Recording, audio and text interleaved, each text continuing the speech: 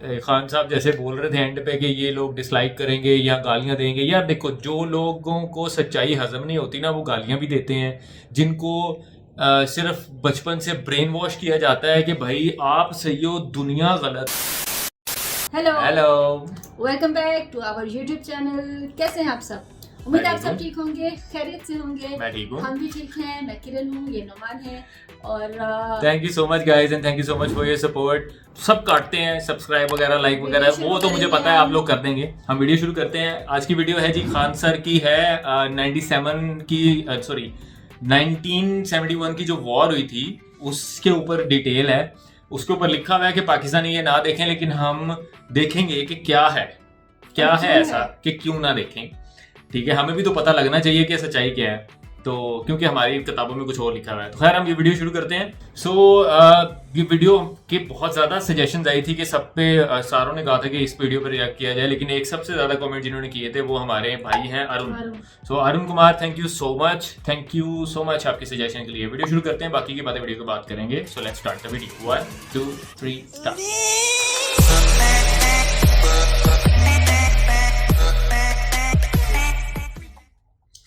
चलो जी।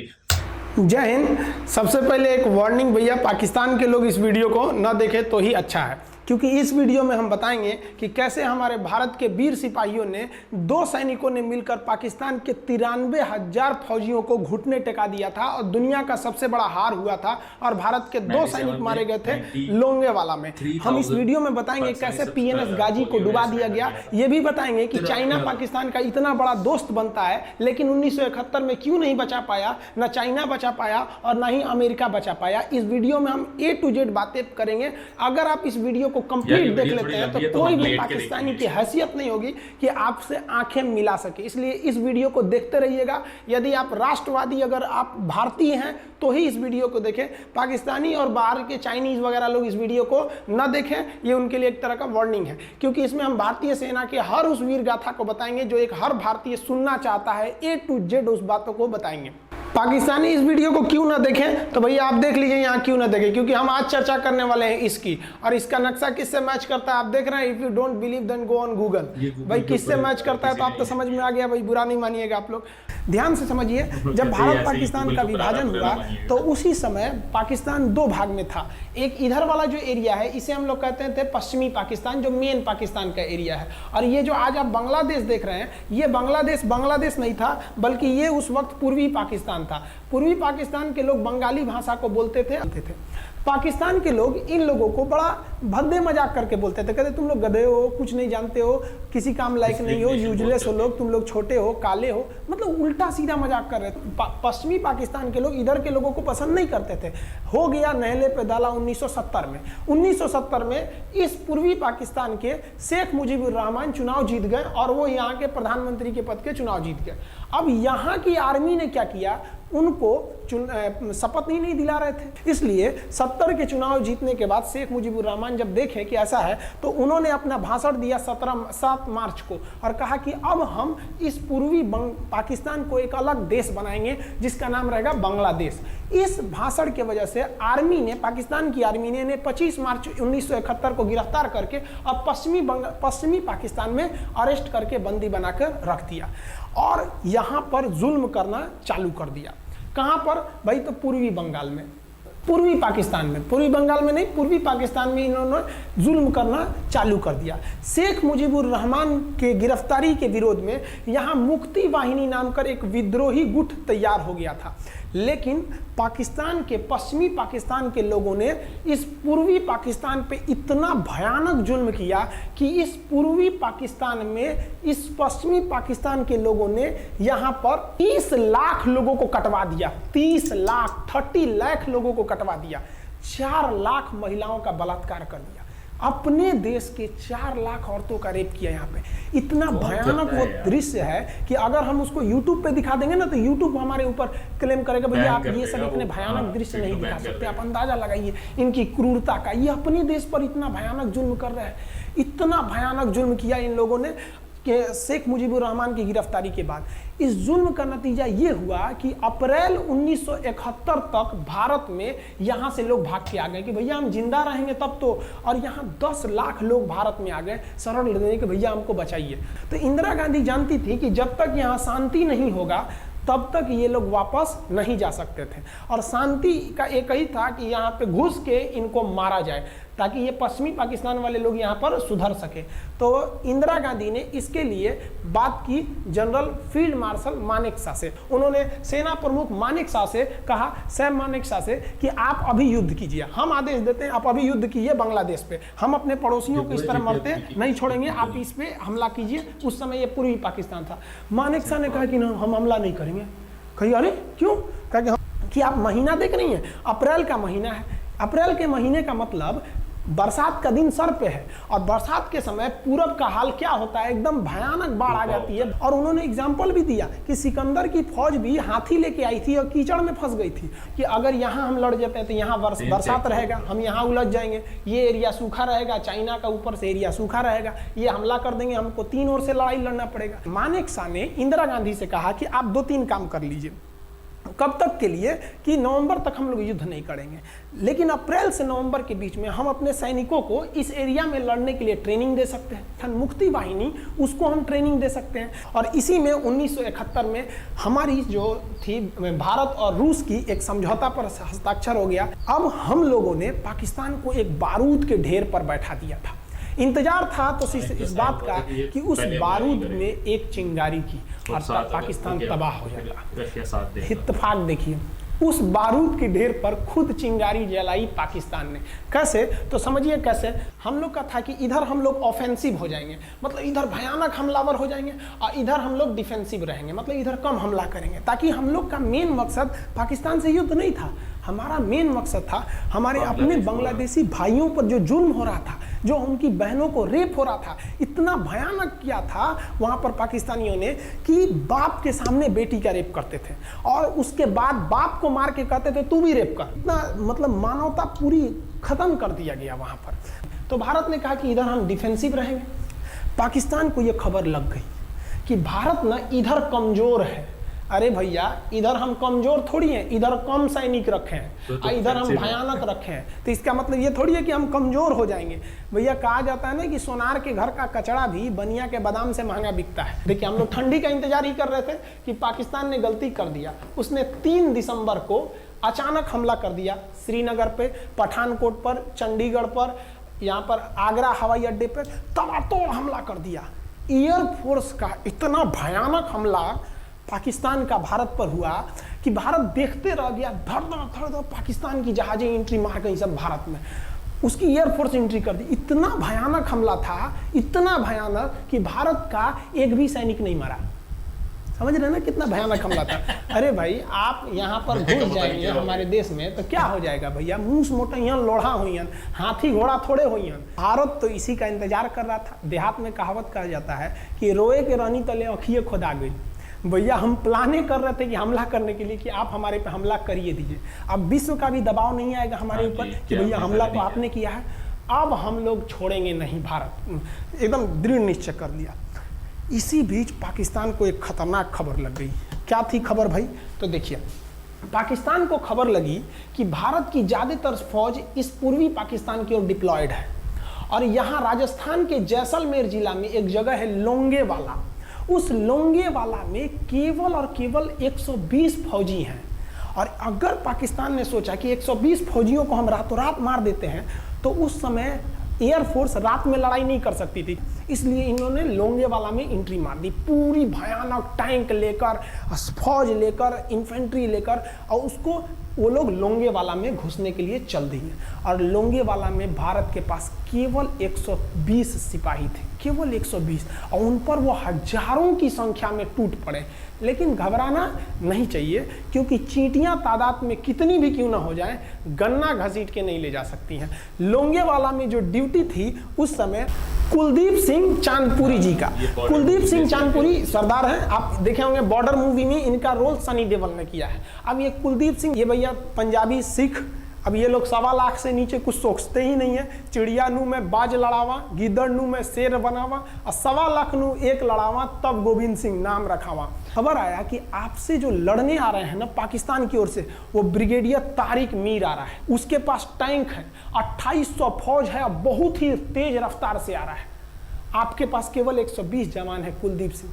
आप पीछे हट जाइए, आप पीछे हट जाइए, क्योंकि आपको हम ना, आप बहादुर हैं इसमें नो डाउट, लेकिन आप कैसे लड़िएगा उतनी भयानक फौज के पास से। यहाँ उन्होंने कहा खालसा सिख नहीं हट सकते, हम दिखा देंगे कि हम 120 भी उन पर क्या पड़ेंगे, भारी पड़ेंगे। इनके पास ना ही टैंक को उड़ाने के लिए कोई संसाधन थे, टैंक को मारने के लिए एक जीप पर लगा हुआ छोटा सा तोप था, और इनके पास 3 ठो माइंस लगे थे। माइंस समझते हैं आप लोग, टैंक जो होता है ना बम, उसको उड़ाने के लिए माइंस लगाए जाते हैं। तो देखिए ध्यान से, ये है माइंस, ये माइंस होते हैं। इस पर अगर टैंक चढ़ता है ना तो टैंक ब्लास्ट कर जाता है। तब इन्होंने दिमाग लगाया, इन्होंने क्या किया, जो खाली रेगिस्तान था ना उसमें ना आगे की ओर 3 ठो ओरिजिनल माइंस को लगा दिया, और जो खाना खाने वाला टिफिन होता है ना 4 खंडे वाला, इसे उस टिफिन को इन लोगों ने रातों रात ना बिछा दिया ऐसे लाइन से। देखिए लाइन से वो लगे माइंस है। पाकिस्तान की टैंक आई तो शुरुआत में तो भैया ओरिजिनल माइंस था, धड़ाम से लगा, पाकिस्तान की टैंक उड़ गई।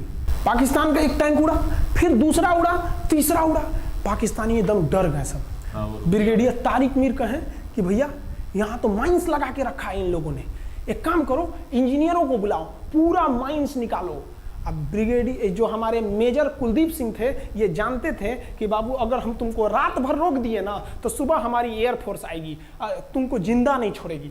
इसलिए इन्होंने पूरा टिफिन बिछाया था। इन पाकिस्तानियों ने 6 घंटे लगा दिए उनको निकालने में। इंजीनियर आते थे तो डर के मारे टिफिन निकालते थे, अरे बाप रे बाप, और टिफिन में तो ईंटा पत्थर भर देते थे और डर के ले जाते, अरे भागो भागो भागो, माइंस है माइंस है।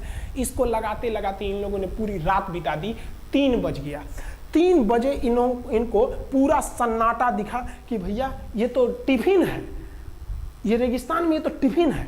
अब उन्होंने कहा कि आदेश दिया कि हमला करो। तो कुलदीप सिंह जो थे चांदपुरी, उन्होंने बालू के बीच में ऐसे गड्ढे बना रखे थे और अपने फौजियों को ना 2 किलोमीटर एरिया में बिछा दिया था, एक उधर एक इधर एक इधर।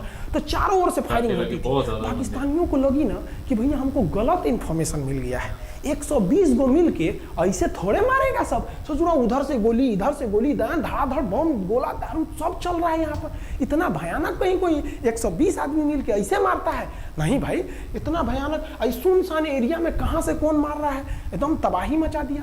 कुलदीप सिंह चांदपुरी ने क्या तबाही मचाया था आप देखना चाहते हैं तो देखिए उन लोगों ने क्या तबाही मचाया था। ये है पाकिस्तान का टैंक, ये धज्जी उड़ गया था टैंक का, थुथुर तोड़ दिया इसका यहाँ पे। ये देखिए टैंक का, पाकिस्तानी देख रहे हैं कि भैया सब चक्का होका फेंका गया। बताइए ये चांदपुरी साहब कैसा करना चाहिए?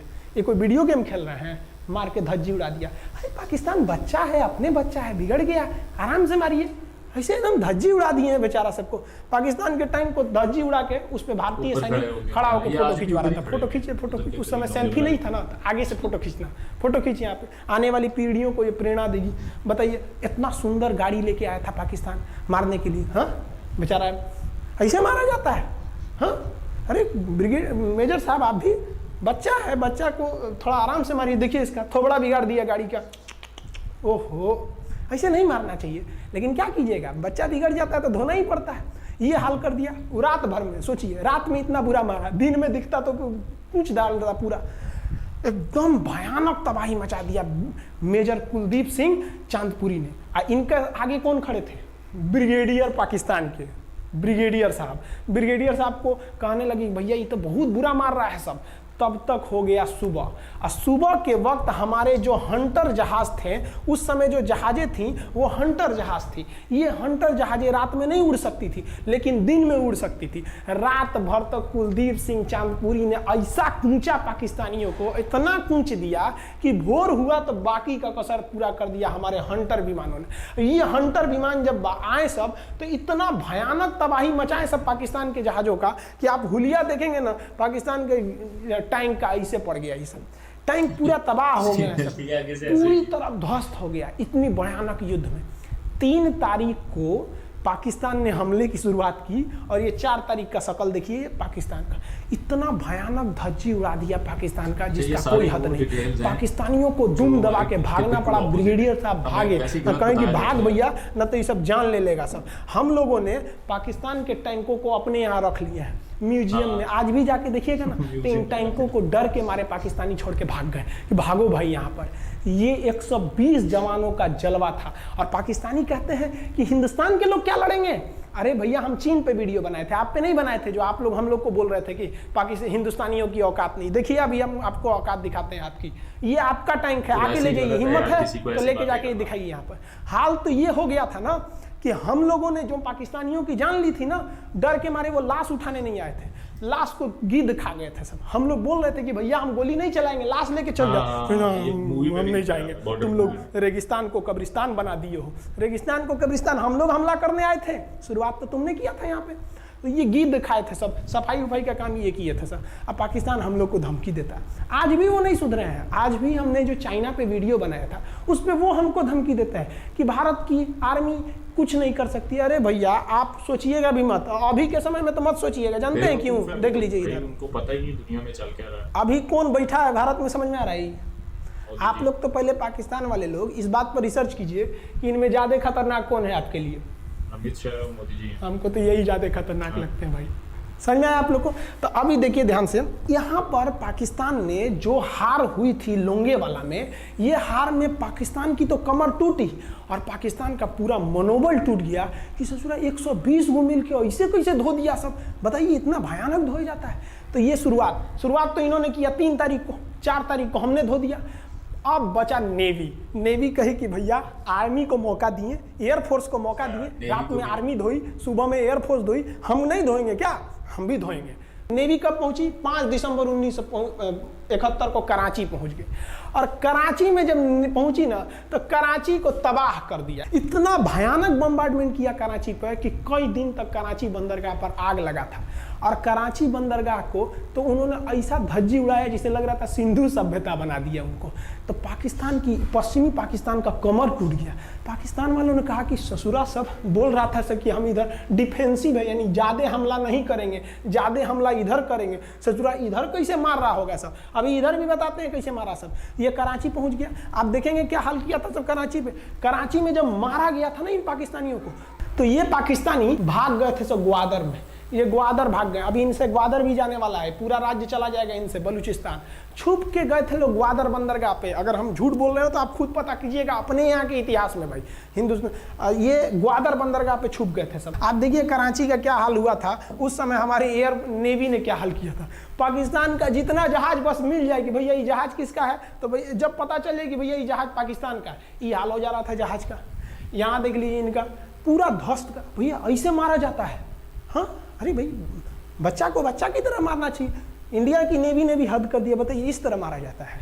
हाँ यहाँ देख लीजिए पूरा का पूरा धज्जी उड़ा दिया इन लोगों को। अरे भाई बच्चा है, बिगड़ गया है तो थोड़ा सा आराम से न मारिएगा, कि देख रहे हैं इस तरह से मारा पूरा पाकिस्तान के, कराची बंदरगाह उड़ गया। तो पाकिस्तान का तो इधर से तो पूरा का पूरा धज्जी उड़ा दिया। अभी शुरुआत हुई युद्ध के केवल 2 दिन हुए हैं, आप दिल थाम के रखिए, अभी युद्ध लंबा चलने वाला है। 3 दिसंबर को स्टार्ट किए, 4 दिसंबर को हम लोग लोंगेवाला धो दिए, अब 5 दिसंबर को कराची। अब पाकिस्तान ने ना भारतीयों को तबाह करने के लिए भारत का सबसे खतरनाक जहाज था INS विक्रांत। INS विक्रांत को बर्बाद करने के लिए ना इसने यहाँ से भेज दिया INS PNS गाजी को। गाजी एक पनडुब्बी थी, उसको आदेश दिया गया कि जाके मार के आओ, किसको? विक्रांत को। क्योंकि अगर विक्रांत जहाज डूब जाता तो वाकई उस समय हमको युद्ध जीतने में बहुत दिक्कत आ जाती। तो ये गाजी कैसे डूबा, इसको हम लोग एगो खराब जहाज से मार दिए। तो अब इधर समझते हैं कि जब उधर इतना भयानक धोए तो इधर कितना बुरा धोए होंगे, इसको बारे में हम लोग समझते हैं। भारतीय सेना अब पूरब की ओर क्या क्या काम की, इसको ध्यान से समझिए। ये मुक्ति वाहिनी जो थी बांग्लादेश की, वो अंदर ही पाकिस्तानी फौजियों को मार रही थी गली कुची में दौड़ा दौड़ा के, क्योंकि इन पाकिस्तानी फौजियों ने वहां पर रेप किया, मर्डर किया। और इनका साथ दे रही थी इधर से हमारी इंडियन आर्मी और ऊपर से हमारा एयरफोर्स। ये तबाह कर दिए थे, इनको भागने के लिए भी जगह नहीं था। और इसी में इनका सबसे बड़ा सरदर्द बन गया था इंडियन नेवी, क्योंकि इनको जो मदद थी, देखिए ये पूर्वी पाकिस्तान है, इनको मदद जब भी मिलेगी तो इधर से ही मिलेगा। अब बताइए, यहाँ से तो कोई जाएगा नहीं, बेवकूफ़ भी नहीं होगा जो इधर से मदद करने जाएगा, रास्ते में ही एयरफोर्स मार के गिरा देती थी, ट्रक वगैरह जाएगा नहीं, तो नेवी से ये इन लोग मदद देते थे। भैया यहाँ पे जो इनके फौजी लड़ रहे थे उनको खाना पीना भी खत्म हो गया था।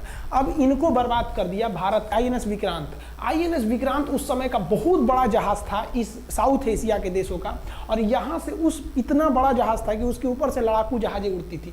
वो एयरफोर्स यहाँ से भी बम मारता था, मिसाइलें मारता था, ऊपर से लड़ाकू जहाजें और हेलीकॉप्टर छोड़ देता था, जो ताकि मुक्ति वाहिनी को कोई दिक्कत ना है। मुक्ति वाहिनी मारती थी और आर्मी पूरी तरह से उसने यहाँ से हमारा विक्रांत ने चटगांव बंदरगाह को तबाह कर दिया। अब बांग्लादेश का देखिएगा वर्तमान में, उस समय तो पूर्वी पाकिस्तान था, ये चटगांव उस समय पाकिस्तानी आर्मी नेवी का एक बहुत बड़ा केंद्र था।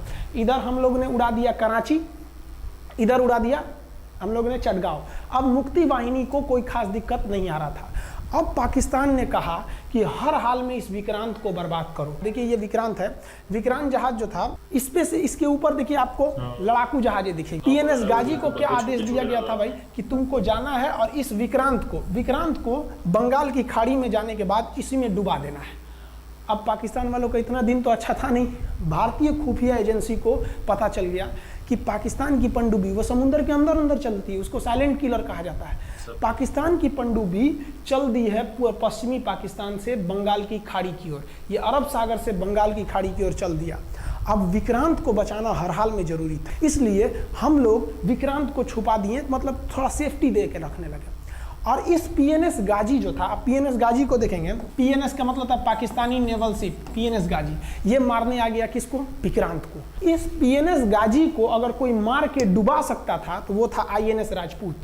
लेकिन ये जो आईएनएस राजपूत आप इमेज में देख रहे हैं, ये उस समय समस्या क्या था इस आईएनएस राजपूत के साथ, क्योंकि इसके इंजन में कुछ खराबी आ गई थी और ये बिगड़ गया था, और बिगड़ के इसको विशाखापट्टनम पे बनाया जा रहा था, रिपेयर किया जा रहा था, इंजन ही गड़बड़ हो गया था। तो भारतीयों का यहीं पे दिमाग काम आया। भारतीयों ने सोचा क्यों ना हम पीएनएस गाजी को खुद बुला के लाएं, कहां पर? विशाखापट्टनम पे।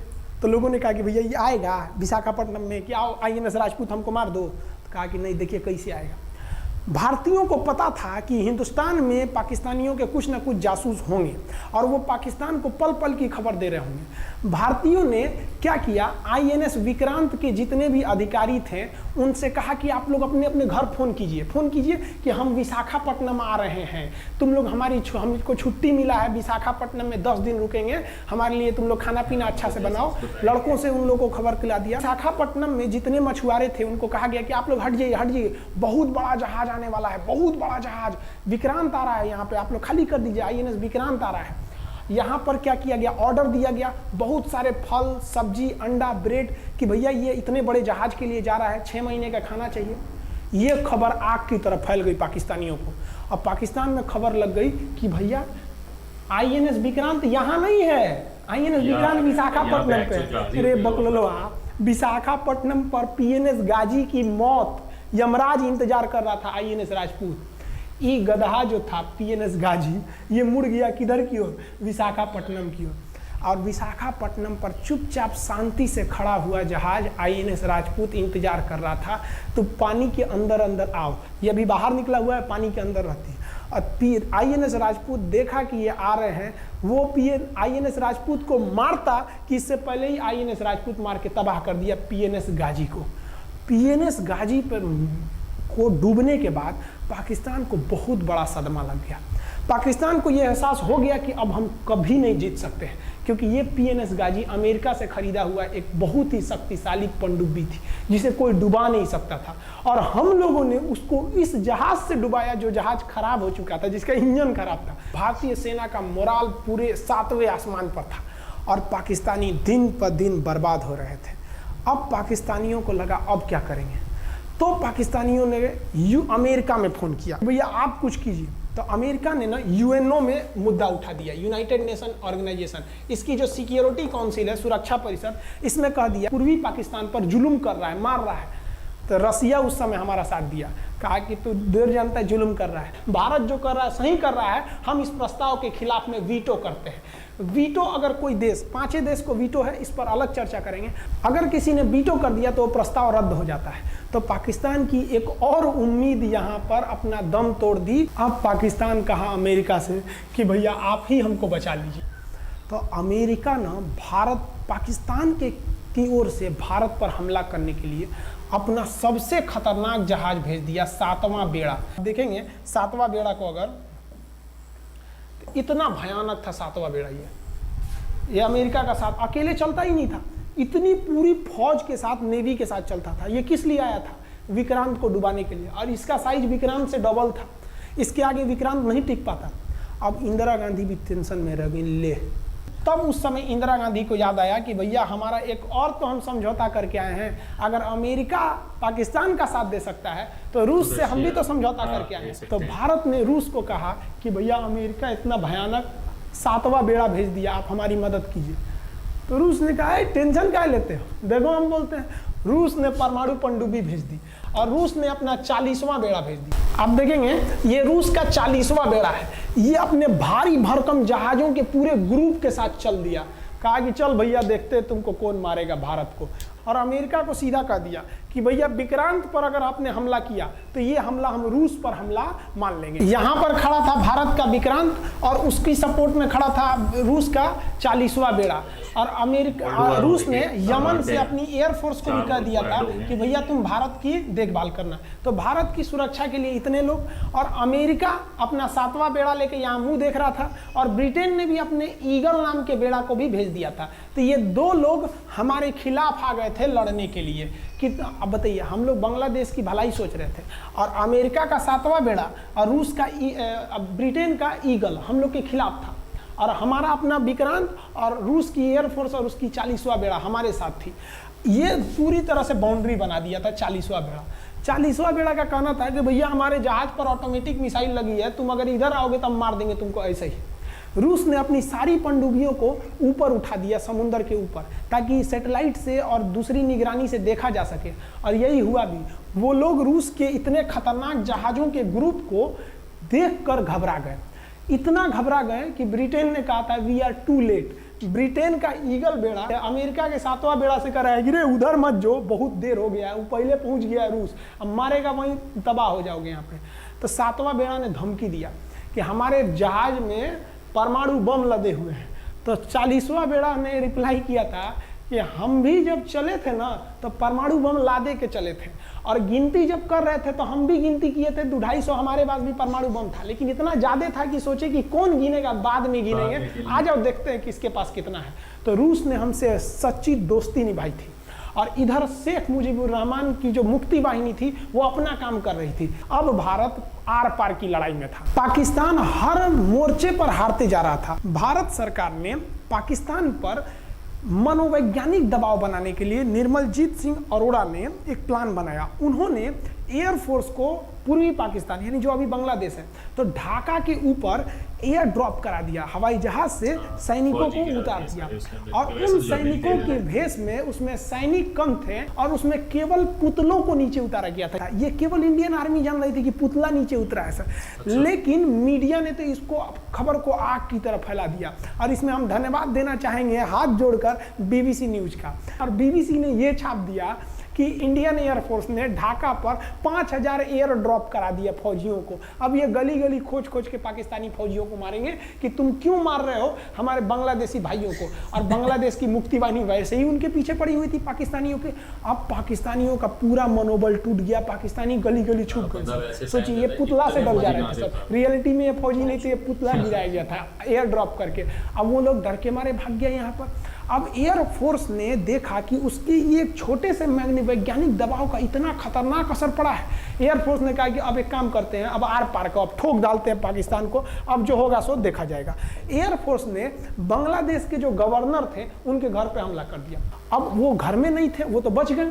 बचने के बाद डर क्या होता है, देखिए डर किसको कहा जाता है। जो उनके गवर्नर हाउस थे AH मलिक, इन्होंने त्याग पत्र दे दिया। भैया जिंदगी रहेगी तो बहुत नौकरी करेंगे, डर के मारे त्याग पत्र दे दिया। सोचिए गवर्नर, क्योंकि पाकिस्तान का एक राज्य ही तो था पूर्वी पाकिस्तान, जैसे हमारा एक राज्य है उत्तर प्रदेश, बिहार, महाराष्ट्र, वहाँ पे भी गवर्नर होते हैं ना, संवैधानिक हिसाब से गवर्नर मालिक होता है उस जगह का। त्याग पत्र दे दिए। सोचिए ये डर था उनके अंदर। निर्मलजीत सिंह अरोड़ा जो लेफ्टिनेंट जनरल थे, जनरल तो हमारे मानिक शाह थे, लेफ्टिनेंट जनरल थे जिन्हें बांग्लादेश जीतने की जिम्मेदारी दी गई थी, मतलब उसे सुरक्षा करने की जिम्मेदारी दी गई थी।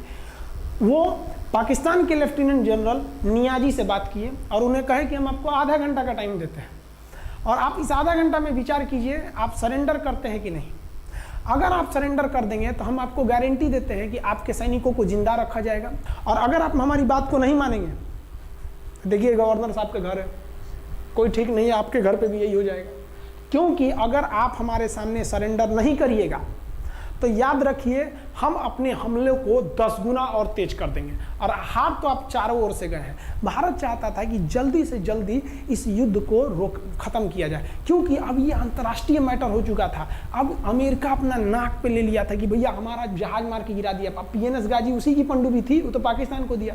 7वां बेड़ा को नहीं घुसने दिया, तो अमेरिका की किरकिरी हो रही थी। ब्रिटेन के ईगल को घुसने नहीं दिया, उसकी किरकिरी हो रही थी। और भारत को उस समय लोग कहते कि ये गरीब देश है, अभी आज़ाद हुआ है। 1971 में हमारी यही हाल थी और सारे लोग कह रहे थे ससुराल हम उसको गरीब समझ रहे थे, रुआ के रख दिया अमेरिका को, हर जगह धो दिया पाकिस्तान को। अब बेचारे नियाजी क्या कर सके। नियाजी को आधे घंटे का टाइम दिया गया। 16 दिसंबर 1971, याद रखिएगा दिन, 16 दिसंबर 1971। ये हमारे इतिहास का 13 दिन के युद्ध में हमने पाकिस्तान को धूल चटा दिया था, क्योंकि 3 दिसंबर को पाकिस्तान ने युद्ध स्टार्ट किया था और 16 दिसंबर को हम लोगों ने जनरल नियाजी से आत्मसमर्पण करवा लिया। और आत्मसमर्पण आप देखना चाहेंगे जनरल नियाजी का। जनरल नियाजी इन्होंने हमारे लेफ्टिनेंट जनरल निर्मलजीत सिंह अरोड़ा के सामने आत्मसमर्पण साइन किया, और साइन करने के बाद बांग्लादेश के ढाका रेस कोर्स में इन्होंने साइन किया और इनकी आंखों में आंसू था। एक देश के सेनापति के लिए इससे शर्म की बात क्या है, जो गिनीज बुक में नाम रिकॉर्ड करा दिया। गिनीज बुक में कैसे, देखिए पाकिस्तान के लोग हम चाइना के वीडियो बनाए थे, उस पर कमेंट कर रहे थे कि इंडियन आर्मी कुछ नहीं कर सकती। देखो बांग्लादेश तुम्हारी बहादुरी का जीता जागता उदाहरण है। तुम्हारे यहाँ का 93,000 फौज, सोचिए 93,000 सैनिक पूरी दुनिया में आज तक आत्मसमर्पण नहीं किया। ये 93,000 लोगों ने आत्मसमर्पण कर दिया। देख लीजिए, ये अपना बंदूक फेंक दिए, अपने स्टार नोच के उतार दिया कि भैया हम लीजिए आत्मसमर्पण कर रहे हैं, बेल्ट उतार के दे दिया, अब चलिए जहाँ ले जा रहे हैं, जितना लाठी मारना है हमारी, आत्मसमर्पण। ये वही पाकिस्तान है, याद रखिए। आप याद कीजिए, हमारे 120 सैनिकों ने आपको धूल चटा दिया था लोंगेवाला में। केवल 2 सैनिक मरे थे लोंगेवाला में, और पूरी की पूरी आपको भगा दिया था 4 दिसंबर को ही। और आप याद कीजिए, बहुत बहादुर बनते हैं ना। 93,000 फौज आपकी हार के गई है यहाँ से। इतना बड़ा हार दुनिया में आज तक कहीं का नहीं हुआ है। 93,000 सैनिक सरेंडर करके गए हैं भारत के सामने से। क्या बात कीजिएगा आप हमारे सामने। तो ये है, गिनीज बुक में नाम है। ये तो है भैया पाकिस्तान की आर्मी, एक तरह से गिनीज बुक में नाम है ना जी। भले हारने से नाम है तो क्या होगा, पाकिस्तान के लिए इससे खुशी की बात क्या हो सकती है कि भैया गिनीज बुक के नाम है। अब इन लोगों को जेल में बंद कर दिया गया। बाद में हम लोगों ने इन्हें छोड़ भी दिया था। और इस सरेंडर के बाद बांग्लादेश के जो मुक्ति वाहिनी थी, उसके चेहरे पर ये मुस्कान थी कि बांग्लादेश अब स्वतंत्र हो गया। ढाका इंदिरा गांधी का स्टेटमेंट था, ढाका स्वतंत्र राजधानी है स्वतंत्र बांग्लादेश की। ये खुशी थी बांग्लादेशियों के चेहरे पर, जिनकी बहनों की इज्जत आबरू लूट ली गई थी उन्हीं देश के फौजियों के द्वारा।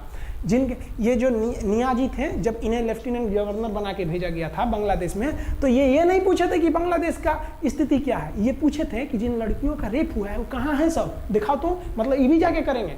ये हाल था। ये इनके चेहरे पर मुस्कुराहट थी।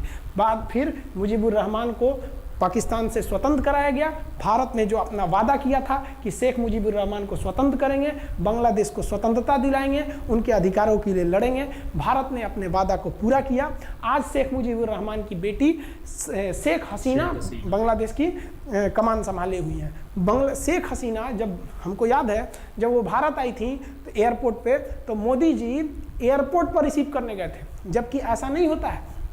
शायद ही बांग्लादेश की प्रधानमंत्री को पूरी दुनिया में कोई बड़े देश का राष्ट्रपति रिसीव करने जाए, प्रधानमंत्री रिसीव करने जाए। तो भारत अपने पड़ोसियों का इतना ख्याल रखता है, चाहे वो नेपाल हो, भूटान हो, सबके साथ। अभी हाल फिलहाल में नेपाल के लोग थोड़ा गुस्सा हैं लिम्पियाधुरा काला पानी को लेके, लेकिन ऐसा नहीं है कि हमारा नेपाल के साथ कोई खराब रिश्ता है। हमारा नेपाल के साथ रोटी और बेटी का रिश्ता है। बांग्लादेशियों के साथ हमारा बहुत ही अच्छा संबंध रहा है। आज हमारे बांग्लादेश के साथ बहुत ही मधुर संबंध है। और बांग्लादेश को जो पाकिस्तान के लोग कहते थे ये किसी काम लायक नहीं है, ये वाले भाई लोग पाकिस्तान से आगे निकल गए। आज इनका मलमल का कपड़ा, जूट और पाम ऑयल पूरी दुनिया में फेमस है। जहाजों की मरम्मत में, मतलब जहाज के रिपेयरिंग में बहुत आगे निकले हैं बांग्लादेश के लोग। आई होप आप समझ गए होंगे। इस युद्ध के बाद अगर भारत चाहता तो भारत पाकिस्तान के पश्चिमी भाग को भी कब्जा कर लेता, क्योंकि यहाँ तो हम लोग हराए ही थे। उनके 93,000 फौज तो हम लोग जिंदा पकड़ लिए थे। हम उन्हीं को कह देते बंदूक लगा के कि कश्मीर खाली करो, हमारा यहाँ से वापस जाओ।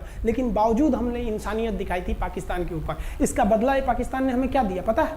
26/11 हम संसद भवन पर अटैक, तो कभी अमृतसर में अटैक, कभी मुंबई में बम ब्लास्ट, कभी 26/11 का हमला, ये सब हुआ। हम चाहते तो उस वक्त भी जीत सकते थे। ये पाकिस्तान वाले आप जो कहते हैं कि हम बहुत बहादुर हैं, भारतीय सेना हमारा क्या कर सकती है, तो भारतीय सेना की रहमो करम पर आप लोग जिंदा थे, वरना 1972 में ये जो सेना थी ना 71 में, आप लोग को कहीं का नहीं छोड़ती। आप हिंदुस्तान के व्यूवर्स आप लोगों से भी कहते हैं कि एक लाइक तो बनता है इस सैनिकों के लिए, हमारे लिए नहीं, हमारे इस चैनल के लिए। कभी नहीं कहेंगे कि खान जी रिसर्च सेंटर चैनल को आप सब्सक्राइब करिए, लाइक करिए, हम ये कभी नहीं कहते हैं। लेकिन हम ये जरूर कहते हैं कि आज एक लाइक बनता है हमारे इन वीर सिपाहियों के लिए जो आज भी सेना के लिए डटे हुए हैं। और ये पाकिस्तान इस पर कमेंट करते हैं। हम आप भारतीयों से कहते हैं, आप हिंदुस्तानी हैं तो इस वीडियो को जितना से ज़्यादा शेयर करना है आप शेयर कीजिए, ताकि आपके बच्चों तक को ये पता चल सके कि हमारे सैनिक कितने बहादुरी हैं, कितने बहादुरी से लड़े थे हमारे सैनिक, कितने बहादुर हैं। और इस वीडियो को आप इतना शेयर कीजिए कि पाकिस्तान तक पहुंचे और वहां का बच्चा इस वीडियो को देखे, ताकि उनके अंदर भारतीय सेना का जो डर है वो बैठे। ये डर जरूरी है उनके अंदर, ये डर उनकी हड्डियों तक जाना चाहिए। और हाँ, कोई भी देश के हो, हर देश को अपने सैनिकों के लिए सम्मान करना चाहिए। हम ये कोई मनगढ़ंत कहानी नहीं बताएं, हम अपने सैनिकों की वीर गाथा बताएं जो A to Z अक्षरशः सही चीजें हैं। समझ में आया? आप इस वीडियो को देख रहे हैं तो मेरे साथ बोलिए आप लोग, भारत माता की जय। पाकिस्तान के युद्ध का जो हम सीरीज बना रहे हैं, आज 71 का युद्ध बढ़ाएं, हम आपको कल 1948 का युद्ध बता देंगे, 65 की लड़ाई में वीर अब्दुल हमीद ने जो बहादुरी दिखाई, फिर आपको हम 84 का सियाचिन, 99 का करगिल और 62 की चाइना युद्ध के बारे में भी बता देंगे। याद रखिएगा, चाइनीज और पाकिस्तानी इस वीडियो को डिसलाइक जरूर करेंगे, आप उन पर भारी पड़िएगा। ये वीडियो आप संभाल के रखिएगा, अपनी पीढ़ियों को दिखाइएगा कि हमारी सेना कितनी बहादुर थी। एक सैल्यूट हम अपने वीर जवानों के लिए। जय हिंद। हम बहुत ही सौभाग्यशाली हैं जो ऊपर वाले ने हमें हिंदुस्तानी बनाया। I proud to be Indian. जय हिंद। अच्छा, वीडियो काफ़ी लंबी हो गई, तो पहली बात ये कि ये जो लाइट लगाई हुई है हमने हमारे मुंह पे, मेरी आंखों में पढ़ के मेरी आंखें लाल हो गई हैं, जलन शुरू हो गई है। इतनी लंबी वीडियो हमने कभी बनाई नहीं है। लेकिन खैर यार, मैं ये सिर्फ कहना चाहूँगा कि ये जितनी भी डिटेल्स लिखी हुई है ना, ये हमें कभी ना तो बताई जाती हैं और ना पढ़ाई जाती हैं, कभी भी नहीं। हमारी जो सोशल स्टडी की बुक है ना, उसमें भर भर के झूठ लिखा हुआ है, चाहे वो किसी भी क्लास की है। आप मतलब 0 से लेके 16 तक की किताबें चेक कर लें, किसी में सच्चाई नहीं लिखी होती। क्योंकि अगर देखो सच्चाई लिख देंगे तो ये फिर उनके लिए, मतलब जो एस्टेब्लिशमेंट है उनके लिए नुकसान है ना, ठीक है, बजट ज़ाया हो जाएगा अगर ये सच्चाई लिख देंगे। वो एक कमेंट मैंने पढ़ा था, उसमें इंडियन भाई था, उन्होंने कमेंट किया था, कहते पाकिस्तान आर्मी पीछे हिस्ट्री में चेक कर लो, वो ऐसे है कि जंग कदे जीती नहीं तो इलेक्शन कदे हारे नहीं। सही बात है। ये कमेंट किया था उन्होंने, मैं बड़ा हंसा था पढ़ के यार। मैं कहा यार चलो सही है। तो यार वीडियो मैं वही अभी, अच्छा मैं ये वीडियो के दरमियान में भी बोल रहा था कि यार खान साहब जैसे बोल रहे थे एंड पे कि ये लोग डिसलाइक करेंगे या गालियां देंगे। यार देखो, जो लोगों को सच्चाई हजम नहीं होती ना, वो गालियां भी देते हैं। जिनको सिर्फ बचपन से ब्रेन वॉश किया जाता है कि भाई आप सही हो, दुनिया गलत है, वो इस तरह के काम करते हैं। और उसके लिए ठीक है, नहीं कि सिर्फ पाकिस्तान में ही हाँ, है, ऐसे हर जगह पाए जाते हैं, हर जगह पाए जाते हैं दुनिया में लोग। तो अच्छे बुरे लोग तो हर जगह होते हैं, बट दैट डजंट मीन कि पूरा पाकिस्तान बुरा है। ठीक है, कुछ लोग हमारे जैसे भी होते हैं जिनको ये वो ना होती है, हंगर होती है कि भाई हमने दुनिया में देखना है कि हो क्या रहा है, सच देखना है कि क्या है क्या नहीं। मैं करता रहता हूँ, मैं मुजम्मिल की वीडियोस देखता हूँ, मैं इंडिया चैनल्स की वीडियो देखता हूँ, इंडियन चैनल्स की, मैं बाकी BBC वगैरह दूसरी चीज़ें मैं सब देखता हूँ। तो पता लगना चाहिए, इससे आपका दिमाग खुलता है। बहुत से ऐसे बंदे हैं जिनको इंटरनेट सही तरह यूज़ नहीं करना आता, वो सिर्फ कोग्निटो टैब यूज़ करते हैं। ठीक है, उन्होंने कभी इंटरनेट को अपने फ़ायदे के लिए यूज़ किया ही नहीं है, तो उनको क्या पता दुनिया में क्या हो रहा है, क्या सच्चाई क्या नहीं। तो खैर thank you so much Rahul, thank you so much. Video बहुत लंबी होगी और आपसे मिलते हैं एक नई वीडियो में। Till then be happy, take care, peace out.